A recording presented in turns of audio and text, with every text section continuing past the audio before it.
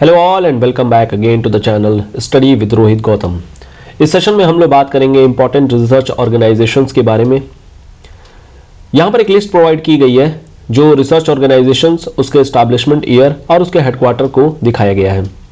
हालांकि यहाँ पर maximum to the maximum research organisations के जो सेंटर हैं, हेडक्वार्टर्स हैं, they are located in New Delhi, but few organisations are there which are in different part of the India. हालांकि capital में ही आपके सारे रिसर्च ऑर्गेनाइजेशंस बनाए जाते हैं, लेकिन कुछ हैं जो अलग अलग सिटीज़ में भी हैं, जिसको आप यहाँ पर देख सकते हैं। इस सेशन में हम लोग देखेंगे इनके रिसर्चर्स के बारे में, इनके जो इंस्टीट्यूशंस हैं, जो ऑर्गेनाइजेशंस हैं, क्या काम करती हैं, और कुछ यहाँ पर एक फील लेंगे कि आखिर में अगर रिसर्चर्स हमें देखने को मिलते हैं तो एक क्विक गेस भी लगा सके कि which organization can be there behind the research. Quickly start करते हैं हमारे फर्स्ट ऑर्गेनाइजेशन से। The first organization is Indian council of medical research. ये स्टैब्लिश की गई थी 1911 में और इसका हेडक्वार्टर है न्यू दिल्ली में। Indian council of medical research के बारे में आप लोगों ने इनका नाम सुना होगा। जब कोविड की पैंडेमिक थी, लगातार इसका नाम काफी बना हुआ था। कोविड की टेस्टिंग करने, कोविड के लिए क्या मेडिकल अप्लायंसेज यूज करने हैं, इनफैक्ट जो भी गाइडलाइन डॉक्टर्स को, हमारे जो मेडिकल रिप्रेजेंटेटिव्स हैं, इनको जो भी गाइडलाइन दी जा रही थी, ये सभी के सभी मेडिकल काउंसिल के द्वारा, या फिर बोल सकते हैं Indian council of medical research के द्वारा ही दी जा रही थी। हालांकि इनका काम केवल और केवल कोविड के दौरान में ही नहीं था, बल्कि इनका काम काफी सारे और भी एरियाज में देखने को मिलता है। मान लेते हैं कहीं पर अगर कोई पैंडेमिक फैली है, अब ये पैंडेमिक आपकी किसी भी तरीके की हो सकती है। जैसे हमें नॉर्मली पैंडेमिक एक मलेरिया के फॉर्मेट में देखने को मिल जाती है, हमें चिकनगुनिया के फॉर्मेट में देखने को मिल जाती है। जापानीज इंसेफेलाइटिस एक हमारे लिए काफी इंपॉर्टेंट एक पैंडेमिक के फॉर्मेट में बन जाता है, like polio etcetera etcetera.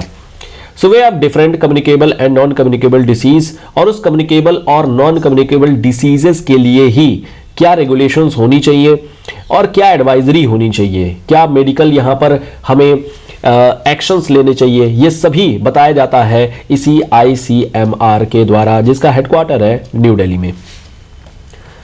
Next organisation हमारे पास आती है ICAR के बारे में। अगर आप एग्रीकल्चर से जुड़े हुए हैं तो आपको इस इंस्टीट्यूशन का, इस ऑर्गेनाइजेशन का नाम लगातार सुनने में आता होगा। इसके एस्टैब्लिशमेंट ईयर 1929 है और अगेन इसका भी जो हेडक्वार्टर है वो न्यू दिल्ली में ही है। Indian council of agriculture research के बारे में लगातार एग्रीकल्चरल डेवलपमेंट के बारे में सुनने को आता रहता है। जितने भी तरीके के जेनेटिकली मॉडिफाइड क्रॉप्स होते हैं, उन जेनेटिकली मॉडिफाइड क्रॉप की टेस्टिंग करना, उसकी फॉर्मुलेशन करना, उसको इंप्लीमेंटेशन करना, ये सारी चीजें कहीं ना कहीं ICAR के द्वारा ही बताई जाती हैं। इनफैक्ट कई सारे एग्रीकल्चरल यूनिवर्सिटीज भी खोली गई हैं इस ICAR के द्वारा, जहां पर एग्रीकल्चर में क्या रिसर्च एंड डेवलपमेंट करना है इसके बारे में भी दिखाया जाता है। इनफैक्ट अगर आप राजस्थान में देखे होंगे तो near about 10 agricultural universities are there in Rajasthan, और इसी वजह से एग्रीकल्चर में काफी रिसर्च एंड डेवलपमेंट हमें राजस्थान के मतलब एरियाज में देखने को मिल जाती है। न्यू फॉर्मेट ऑफ एग्रीकल्चर, क्या इरिगेशन करनी चाहिए, किस तरीके की सॉइल टेस्टिंग करनी चाहिए, क्या यहाँ पर हमारे पास रेगुलेशंस होने चाहिए, ये सारी चीजें प्रोवाइड की जाती हैं Indian council of agriculture research के द्वारा, जिसका हेडक्वार्टर है न्यू दिल्ली में। नेक्स्ट ऑर्गेनाइजेशन हमारे पास आती है CSIR, और मेरे हिसाब से इसके बारे में आपको कुछ बताने की जरूरत नहीं है। जो हमारा CSIR है, ये council of scientific and industrial research, जितने भी तरीके की साइंटिफिक रिसर्चेस होती हैं वो इसी ऑर्गेनाइजेशन के द्वारा ही मैक्सिमम टू मैक्सिमम कराई जाती हैं। इसका हेडक्वार्टर न्यू दिल्ली में है और ये न सिर्फ केवल रिसर्चेस कराता है, बल्कि रिसर्चर को एक फंडिंग भी प्रोवाइड करता है। कई लोग होते हैं जो CSIR की, जैसे UGC के द्वारा जो नेट JRF होती है, वैसे ही CSIR के द्वारा भी जो साइंस के स्टूडेंट्स होते हैं, साइंस के जो रिसर्चर्स होते हैं, उनको भी फंडिंग प्रोवाइड की जाती है, स्कॉलरशिप प्रोवाइड की जाती है। साथ ही साथ में जहां पर भी साइंटिफिक रिसर्चेस होती हैं, वहां पर भी CSIR और इनके जो रिसर्चर्स हैं वो बढ़ चढ़ करके हिस्सा लेते हैं।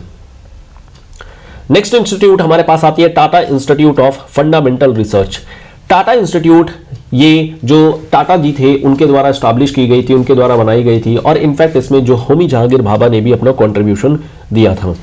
होमी जहांगीर भाभा के बारे में आप लोगों ने सुना होगा इनका नाम। हालांकि हम लोग बात करेंगे जब बार्क के बारे में, भाभा एटॉमिक रिसर्च, वहां पर ज्यादा डिटेल में बात करेंगे। बस ध्यान आपको ये रखना है कि होमी जहांगीर भाभा और जो हमारे JRD टाटा थे, इन लोगों के द्वारा ये इंस्टीट्यूशन, ये जो ऑर्गेनाइजेशन है वो स्टैब्लिश की गई थी। 1945 में स्टैब्लिश की गई है और इसका हेडक्वार्टर है मुंबई में। हालांकि टाटा ग्रुप के द्वारा कई सारे नोबल काम किए जाते हैं। जैसे अगर आपको सुना होगा, टाटा अपना एक कैंसर इंस्टीट्यूट भी ओपन करके रखा हुआ है और ये कैंसर के रिसर्च, कैंसर के जो मरीज होते हैं, जो पेशेंट है, उनको भी काफ़ी हद तक जो है इनको क्योर कर रहा है और उसमें भी काफ़ी अच्छा अपना डेवलपमेंट कर रहा है। तो Tata institute of fundamental research के बारे में बात करें तो ये जो इंस्टीट्यूट है वो रिसर्च को भी प्रमोट करता है। इसके रिसर्च को अगर देखें तो आप लोगों ने देखा होगा जैसे कि ये अगर का इंस्टीट्यूट के साथ मिलकर के ये ड्रग मॉलिक्यूल बना रहा है। सिमिलरली इसी तरीके से जो कैंसर सेल है उनके बारे में डेवलपमेंट कर रहा है। इसके अलावा कई बार आपको एग्रीकल्चर में भी देखने को मिलेगा कि जो ये TFIR है ये अलग अलग इंस्टीट्यूट से मिलकर के अलग अलग इंस्टीट्यूट के कोलैबोरेशन के साथ में अपनी रिसर्च करता है। सिमिलरली एक और आर्टिकल यहां पर आप देख सकते हैं कि research and academic advisory committee के द्वारा ये यूनिवर्सिटी ऑफ हैदराबाद के साथ में कोलैबोरेट कर रहा है और यहां पर रिसर्च करने के बारे में बात कर रही है। तो कहीं ना कहीं जो एक रिसर्च का माहौल है, एक जो डेवलपमेंट का, एक हमें इनोवेशन का एक जो माइंडसेट तैयार करना है, एक जो इन्वायरमेंट तैयार करना है, उसमें TFIR एक काफ़ी इंपॉर्टेंट रोल प्ले करता है और कहीं ना कहीं अपने एक रिसर्च एजेंसीज के द्वारा एंड द फाइनेंसेस के द्वारा ये इंडिया में रिसर्च को आगे बढ़ाने की कोशिश कर रहा है। इसका हेडक्वार्टर है मुंबई में और ये एस्टैब्लिश की गई थी 1945 में। नेक्स्ट इंस्टीट्यूशन अगर हम लोग देखें तो ये हमारे पास आती है national research development corporation, that is NRDC। 1953 में एस्टैब्लिश की गई थी और ये भी न्यू दिल्ली में ही है। इसके भी रिसर्चेस वगैरह के बारे में बात करें तो ये department of scientific and industrial research के अंतर्गत आती है और यहां पर भी जो रिसर्च होती है वो अलग अलग डायरेक्शन में, अलग अलग कह सकते हैं कि डिमेंशन में होती है। जैसे आपका एग्रीकल्चर से स्टार्ट होकर के ये मेडिकल में, सिमिलरली केमिकल में, ड्रग्स में, फार्मा में, इलेक्ट्रॉनिक्स में, लगभग हर जगह पर भी इसकी रिसर्च की जाती है। That is national research development corporation. यहां पर आप देख सकते हैं कि जो इंडियन स्टार्टअप्स हैं उनको भी इंक्यूबेट किया जा रहा है, उनको भी फंड प्रोवाइड की जा रही है और कहीं ना कहीं एक टेक्नोलॉजी कॉमर्शियलाइजेशन के जरिए एक इनको प्रमोशन दिया जा रहा है कि किस तरीके से आप आगे बढ़ सकते हैं और इंडिया में एक स्टार्टअप कल्चर, इंडिया में एक एंटरप्रेन्योरशिप कल्चर को भी आगे डेवलप किया जा सकता है। और इसके पीछे जो ऑर्गेनाइजेशन रिस्पॉन्सिबल है that is NRDC, national research development corporation. Next हमारे पास जो ऑर्गेनाइजेशन आती है वो है भाभा एटॉमिक रिसर्च सेंटर। किसी भी कंट्री के लिए जो एटॉमिक एनर्जी है वो काफी इंपॉर्टेंट होती है। ये न्यूक्लियर एनर्जी से डिराइव होती है और जो न्यूक्लियर एनर्जी है अगेन केवल ये डिटरेंस के तौर पर तो काम करती है, लेकिन इसके अलावा इसका काफी कंस्ट्रक्टिव सिविल यूज भी है। हम लोग इसे एनर्जी निकालने से लेकर के मेडिकल हर जगह पर हम लोग इसको यूज करते हैं। जो हमारी एटॉमिक एनर्जी है इसकी शुरुआत अगेन डॉक्टर होमी जहांगीर भाभा के द्वारा शुरू की गई थी और इसमें इन्होंने इंडिया के 3 different stages of nuclear development के बारे में बातें की गई थी। ये जो न्यूक्लियर है वो केवल फिलहाल यहां पर हम लोग न्यूक्लियर फिजियन रिएक्शन के बारे में यहां पर देखते हैं। हालांकि ये जो न्यूक्लियर फिजियन रिएक्शन है this is also important not only in the energy generation, केवल एनर्जी जनरेशन के लिए नहीं यूज किया जाता है बल्कि हम इसे मेडिकल में भी, मेडिसिनल सेक्टर में भी यूज करते हैं। जैसे आप लोग देखे होंगे जो रेडिएशन होती है, जब कैंसर होता है तो उसमें रेडिएशन दी जाती है और ये जो रेडिएशन होती है वो अलग अलग फॉर्मेट में अल्ट्रा वायलेट, इसके अलावा एक्स-रेज और साथ में गामा रेज के द्वारा भी दी जाती है। हालांकि जो गामा रेज है वो अभी इंडिया में डेवलप नहीं है but still this is one of the technology that has been taken by nuclear energy और इसके डेवलपमेंट के लिए Bhabha atomic research centre is the responsible है। एक और चीज यहां पर जो ध्यान रख सकते हैं वो है न्यूक्लियर वेस्ट को लेकर के, या फिर इसी को बोल सकते हैं रेडियो एक्टिव वेस्ट को लेकर के। रेडियो एक्टिव वेस्ट, उसके रेगुलेशंस और उसके लिए क्या पॉलिसीज हमें अपनानी चाहिए ये भी कहीं ना कहीं रिकमेंड की जाती है भाभा एटॉमिक रिसर्च सेंटर के द्वारा। भाभा एटॉमिक रिसर्च सेंटर एक PSU के तौर पे काम करता है और यहाँ पर जो हमारे इंजीनियर्स हैं, जो हमारे साइंटिस्ट हैं वो लगातार लगे हुए हैं in the constructive use of nuclear energy, atomic energy. इसका जो हेडक्वार्टर है वो मुंबई में है और इसकी शुरुआत की गई थी 1954 में। नेक्स्ट जो ऑर्गेनाइजेशन हमारे पास आती है दैट इज DRDO। इसको किसी भी इंट्रोडक्शन की जरूरत नहीं है, काफी लोग इसको जानते हैं और हमारे लिए काफी इंपॉर्टेंट भी है। इंपॉर्टेंट हमारे लिए इसलिए है क्योंकि डिफेंस सेक्टर हमारे लिए काफी एक सीक्रेट मेंटेन करने के साथ साथ कंट्री की सिक्योरिटी के लिए भी इंपॉर्टेंट होता है। अगर आर्मी को या हमारे मिलिट्री को किसी भी तरीके के वेपन की जरूरत होती है तो उस वेपन की जो जरूरत है, द रिक्वायरमेंट्स, वो हमें डीआरडीओ को बता दी जाती है, और डीआरडीओ में जो भी साइंटिस्ट है, जो भी इंजीनियर्स हैं, वो लगातार इसी डेवलपमेंट में लगे रहते हैं कि किस तरीके की वेपन हम अपने आर्मी को प्रोवाइड कर दें, और फिर अल्टीमेटली हमारे देश की जो सिक्योरिटी है उस सिक्योरिटी सिस्टम को किस तरीके से स्ट्रांग बना दें। आप लोगों ने कई सारी मूवीज वगैरह भी देखी होंगी, और उस मूवी में जैसे रिसेंट में एक मूवी आई थी उरी मूवी, आप लोगों ने देखी होगी, वहां पर भी डीआरडीओ का जिक्र किया गया था, जहां पर ड्रोन्स बनाए गए थे, और ये जो ड्रोन्स होते हैं they are very very important for the security of the nation. DRDO 1958 में स्टैब्लिश की गई थी, और इसकी भी जो हेडक्वार्टर है वो न्यू दिल्ली में है। नेक्स्ट हमारे पास जो ऑर्गेनाइजेशन आती है वो ISRO, इसरो आती है, इंडियन स्पेस रिसर्च ऑर्गेनाइजेशन। इसकी शुरुआत की गई थी 1960 में, और इसका जो हेडक्वार्टर है वो है बेंगलोर में। इसरो ने अभी रिसेंट में एक नई स्कीम निकाली हुई है, दैट इज युविका स्कीम। इस युविका में जो भी यंग साइंटिस्ट हैं, जो भी यंग माइंड्स हैं, जो लोग भी सैटेलाइट या फिर जो लोग भी एस्ट्रो साइंस में, जो भी एस्ट्रो फिजिक्स में अपनी इंटरेस्ट रखते हैं, एस्ट्रोनॉमी में जो इंटरेस्ट रखते हैं, उन लोगों के लिए स्कीम निकाली गई है।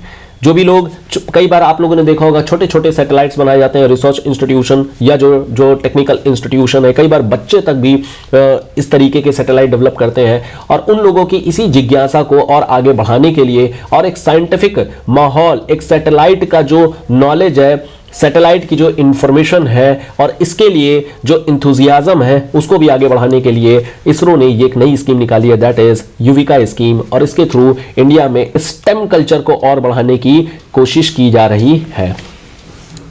नेक्स्ट ऑर्गेनाइजेशन हमारे पास आती है NIF। This is very very important organisation. NIF national innovation foundation, जहां पर ये इंस्टीट्यूशनल सपोर्ट प्रोवाइड करता है for the aspiring minds and sustainable grassroot inventions. अगर आप इंडिविजुअल भी हैं और अगर आपने किसी तरीके की नई इनोवेशन करनी है तो आपको NIF फंड प्रोवाइड करता है। इस ऑर्गेनाइजेशन की शुरुआत 2000 में की गई थी, और इसका जो हेडक्वार्टर है वो है अहमदाबाद में। आप लोगों ने एक स्कीम का नाम सुना होगा, इंस्पायर स्कीम। इंस्पायर स्कीम के द्वारा कई सारे फंडेड साइंटिस्ट होते हैं, कई सारे फंडेड रिसर्चर होते हैं, और ये रिसर्चर लगातार अपने काम कर रहे होते हैं अलग अलग सेक्टर में, starting from scientific to the art sector. Inspire award के द्वारा, जो मानक स्कीम के तहत भी आता है, इसके द्वारा भी नए नए जो एक साइंटिफिक माहौल है, एक जो रिसर्च का माहौल है, वो भी कंट्री में डेवलप करने की कोशिश की जा रही है। इस इंस्पायर अवार्ड के थ्रू जो भी क्लास 6 टू क्लास 10th के जो भी स्टूडेंट्स हैं उनको इनरोल करके उनके अंदर में जो स्टेम कल्चर है, जो हमारा साइंस का कल्चर है, इसको भी डेवलप करने की कोशिश की जा रही है। ये स्टार्ट किया गया है हमारे नेशनल इनोवेशन फाउंडेशन के द्वारा, NIF के द्वारा, और इसकी जो हेडक्वार्टर है वो है अहमदाबाद में। नेक्स्ट और लास्ट हमारे पास आ जाती है national institute of biomedical genomics. इसकी शुरुआत की गई थी 2009 में, और इसका जो हेडक्वार्टर है वो है कोलकाता में। आप लोगों ने सुना होगा जेनेटिक मॉडिफिकेशन का नाम, जेनेटिक मॉडिफिकेशन, या फिर आप लोगों ने नाम सुना होगा जीनोम सीक्वेंसिंग के बारे में। जीनोम सीक्वेंसिंग और इस तरीके की जो भी रिसर्चेस वगैरह होती है वो सब की जाती है इसी national institute of biomedical genomics में। ये ना सिर्फ केवल टेक्नोलॉजी पर, बल्कि ये एथिक्स पर भी अपना इंपॉर्टेंट रोल, एथिक्स पर भी अपना एक रेगुलेशन निकालते हैं, बिकॉज जो जीनोम होती है ये अपने आप में काफ़ी प्राइवेट अफेयर होती है, और काफ़ी हद तक लोगों की आइडेंटिटी को चेंज करने की ताकत है जीनोम के पास में। और इसी वजह से ये जो इंस्टीट्यूट है वो आज की डेट में काफ़ी एक बर्निंग इशू भी बना करके रखा हुआ है, प्लस साथ में this is the, you can say, one of the important institution in the country, और ये अपना कितना इंपॉर्टेंट रोल प्ले कर रहा है हम लोग इसके रिसर्चर्स के द्वारा भी देख सकते हैं। So this is all for the important research organization in India. Quickly you can take the note of the research organizations and their headquarters, और बाकी इसके बारे में एक फील भी आ गया होगा कि कौन सी इंस्टीट्यूशन, कौन सी ऑर्गेनाइजेशन किस तरीके के काम कर रही है। ये सारे इंस्टीट्यूशंस एंड ऑर्गेनाइजेशंस अभी भी अपने आप में काफ़ी कम है, क्योंकि रिसर्च के लिए केवल एक संस्था को हम रिस्पॉन्सिबल नहीं बना सकते हैं। हमें कई सारी यूनिवर्सिटीज़, कई सारे रिसर्च इंस्टीट्यूशंस और कई तरीके के रिसर्च सेंटर्स भी खोलने पड़ेंगे, ताकि हम इंडिया में एक बेहतर रिसर्च का माहौल बना सकें, और जो हमारे एक रैंकिंग होती है, दैट इज़ नेशनल इनोवेशन, जो रैंकिंग आती है, इंटरनेशनल इनोवेशन की जो रैंकिंग आती है, उसमें भी हम लोग आगे बढ़ सकें, और फिर अपने भी जो हम लोग, हमारे इंडिया में जो स्टेम कल्चर है, हमारे इंडिया में जो रिसर्च की जो भावना, एंथुजियाज्म है, उसको भी हम आगे लेकर के जाएं। एक एजुकेटेड कंट्री ही आगे जाकर के एक बेहतर और एक डेवलप्ड कंट्री के फॉर्मेट में आ सकती है। डेवलपमेंट हमें केवल इंफ्रास्ट्रक्चर में नहीं करना चाहिए, बल्कि हमें अपने रिस्पॉन्सिबिलिटीज और सस्टेनेबिलिटी में भी करना चाहिए। जो कि कहीं ना कहीं एक हाईली क्वालिफाइड रिसर्च्ड इंस्टीट्यूशन और हमारे एजुकेटेड इंडिया में ही बन सकती है। इसी के साथ यहां पर इस सेशन को एंड करते हैं। मिलेंगे नेक्स्ट वीडियो में कुछ इसी तरीके के इंटरेस्टिंग फैक्ट्स के साथ में। Till then goodbye, thank you so much, bye bye.